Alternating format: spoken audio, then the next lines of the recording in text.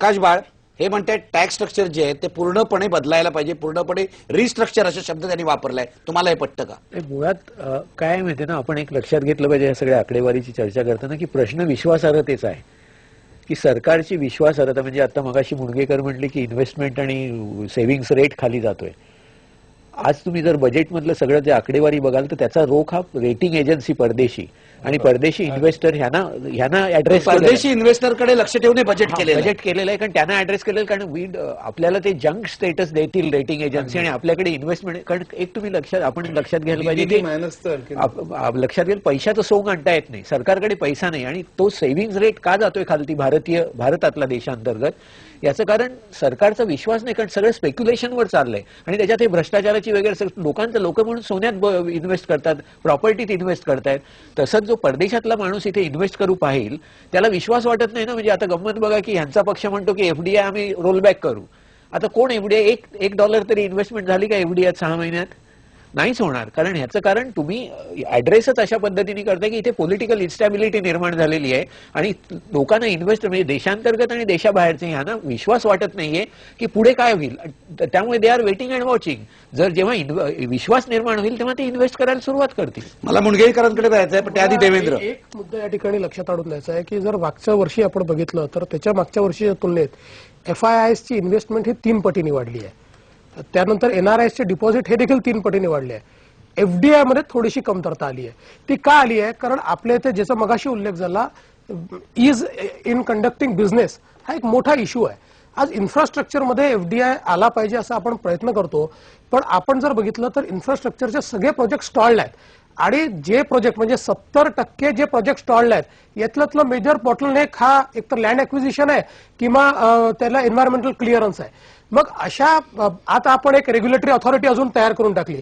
खरं म्हणजे आता रस्त्यांमध्ये जी रेग्युलेटरी अथॉरिटी तयार केली ती नेमकी काय करणार आहे मला माहित नाही, कारण त्याच्या पर्व्ह्यूमध्ये न एन्व्हायरमेंटल क्लिअरन्स येणार आहे न त्याच्या पर्व्ह्यूमध्ये या बाकी गोष्टी येणार आहेत. तर मला असं वाटतं की कुठेतरी जोपर्यंत पॉलिसी पॅरालिसिस ज्याला सारखं म्हटलं गेलं आहे की इन्व्हेस्टमेंट यायची असेल तर त्या इन्व्हेस्टमेंट आल्यानंतर किती दिवसात त्या इन्व्हेस्टमेंटवर रिटर्न सुरू होतो याचं जर खरं पोषक वातावरणच नाही.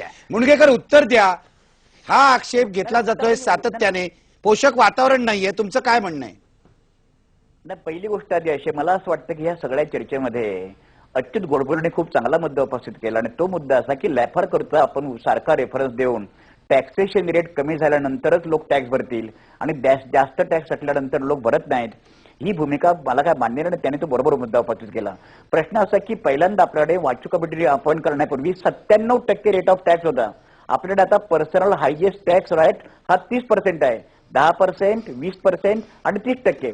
97.5% आपल्याकडे टॅक्स होता आणि तेव्हा लोक आपल्याकडे भयंकर मोठी कर चुकवे करत होते. मला या निमित्ताने मला उत्तर आणि ह्या सगळ्या गोष्टी बोलत असताना मला एक गोष्ट सांगायची आहे ती अशी की ह्या देशामध्ये अंतर्गत बाजारपेठ अधिकाधिक विकसित करूनच ह्या देशामध्ये आर्थिक प्रगती साध्य केली पाहिजे. फॉरेन डायरेक्ट इन्व्हेस्टमेंट आणि फॉरेन इन्स्टिट्यूशनल इन्व्हेस्टमेंट या दोन्ही गोष्टी आपण एक साहाय्यवत म्हणून मानले पाहिजेत. आणि या तरुण आपण जर विचार केला तर आजच्या देशातलं 10% कराचं टॅक्स GDP रेशो हे मला स्वतःला अमान्य नाही आणि हे आपण सांगण्याची आवश्यकता नाही. चिदंबरमनी सांगितलेलं आहे की आपल्याकडे साधारणपणे 5.5% प्रत्यक्ष कर, 4.5% प्रत्यक्ष कर आणि 5% दरम्यान आपल्याकडे अप्रत्यक्ष कर, हे प्रमाण आपल्याकडे 9.9 आहे. आणि पुढे चिदंबरम असं म्हणाले, India is the lowest tax paying country in the world. प्रश्न असा आहे की हे कराचं प्रमाण आपल्याला साधारणपणे 11 ते 12% पर्यंत करून घ्यायला लागेल. दुसरा मुद्दा आपल्याकडे महत्वाचा आहे तो असा की आपल्याकडे गेल्या काही वर्षांच्या मध्ये, विशेषतः 8-10 वर्षांच्या मध्ये पब्लिक प्रायव्हेट पार्टनरशिप मॉडेल स्वीकारलं. त्याच्याविषयी माझी स्वतःची रिझर्वेशन्स आहेत. मला स्वतःला असं वाटतं की अशा प्रकारची मूलभूत गुंतवणूक करण्यामध्ये शासनाने अधिक पुढाकार घ्यायला पाहिजे आणि त्याच्यावर पब्लिक प्रायव्हेट पार्टनरशिपवर अतिरिक्त किंवा फाजील विश्वास सरकारने दाखवतं का म्हणे, कारण ते जर समजा आले नाहीत तर तुमचं बेसिक इन्फ्रास्ट्रक्चर कमी होईल. तिसरा मुद्दा असा आहे की पॉलिसी पॅरालिसिस मला काय आहे असं मला वाटत नाही. याचं कारण ते आपण लक्षात घ्या. मगाशीच बडकमकर आणि ह्यांच्यामध्ये अच्युत गोडबोलेंच्या संबंधाचे मतभेद झाले, हे दोन अकॅडमिशियन मतभेद झाले. इथे एक कोलिशन सरकार आहे, इथे एक डेमोक्रेटिक सरकार आहे. चायनाचा संबंध इथे, चायनामध्ये मी 10 वेळा गेलो, प्रत्येक वेळेला प्रत्येक दिवशी 15 ते 20 लोक एक्झिक्यूट करायचे. कुठल्याही प्रकारची एखादा गुन्हा झाला तर चायनामध्ये सरळ फाशी देतात. आपल्या देशामध्ये काय होईल? असं केलं तर मला तुम्ही सांगा, मला ह्याच्यामध्ये मुद्दा असा, इथे एक डेमोक्रेटिक पॉलिटी आहे, इथे सगळ्या समाजातल्या घटकांचे वेगवेगळे हितसंबंध आहेत. मध्य प्रकाशी मी सांगितलं की 77 लोकांचं असं म्हणणं आहे की नाखुश आहेत. का नाखुश आहेत? माझं असं म्हणणं आहे ह्याच्यामध्ये सगळ्यात महत्वाचं कारण नाखुश हटण्याचं एक्झेम्पशन लिमिट त्यांनी 1,80,000 रुपयांनी पुढे वाढवलं नाही म्हणून हे त्याचं मोठं आहे. इथल्या प्रत्येक वर्गाचं असं म्हणणं आहे. आणि वर्गीय विश्लेषण केल्याशिवाय तुम्हाला बजेट करता येणार नाही.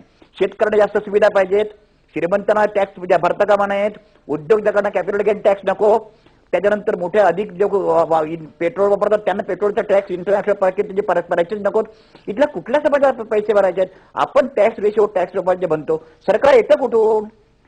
सरकार, मला स्वतःला जी भूमिका अशी आहे की सरकारने परत सांगतो मी, टॅक्स जीडीपी रेशिओ 10% 12% केलाच पाहिजे. पण इथे डेमोक्रेटिक सरकार आहे. बरोबर आहे. मुणगेकर तुमचा मुद्दा पोचलेला आहे. प्रकाश बाळ आणि देवेंद्र फडणवीस यांना उत्तर द्यायचं आहे. देवेंद्र आणि नंतर प्रकाश. मला एकच गोष्ट म्हणायची, मुणगेकर जे म्हणाले त्याच्याशी मी सहमत आहे, पण चिदंबरम त्याच्याशी सहमत नाहीत. याचं कारण असं आहे की चिदंबरम यांनी काय सांगितलं, त्यांनी असं सांगितलं की वित्तीय तुटीपेक्षा मला महत्वाचा मुद्दा वाटतो करंट अकाउंट डेफिसिटचा. आणि त्यामुळे त्यांनी असं सांगितलं की त्याच्याकरता मला फॉरेन डायरेक्ट इन्व्हेस्टमेंट शिवाय दुसरा कुठलाही उपाय दिसत नाही. त्यांनी सांगितलं मला $75 बिलियन हे पुढच्या वर्षी त्याच्याकरता पाहिजे आहेत.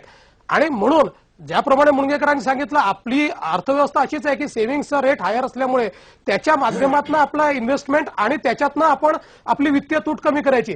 पण आता त्याच्यावर चिदंबरम यांचा या बजेटमध्ये विश्वास दिसत नाही.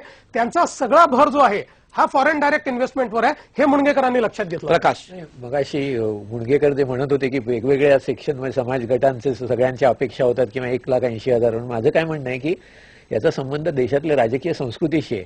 म्हणजे एक बघा की लोककल्याण आणि लोकांचं समाधान याच्यात फरक आहे. लोकांचं समाधानाची परिणिती ही लोकानुनयात होते. म्हणजे आज तुम्ही हे बजेटमध्ये बघा की 1,000 कोटीचं महिलांसाठी काय बँकांचं केलं, हा शुद्ध बोगसपणा आहे.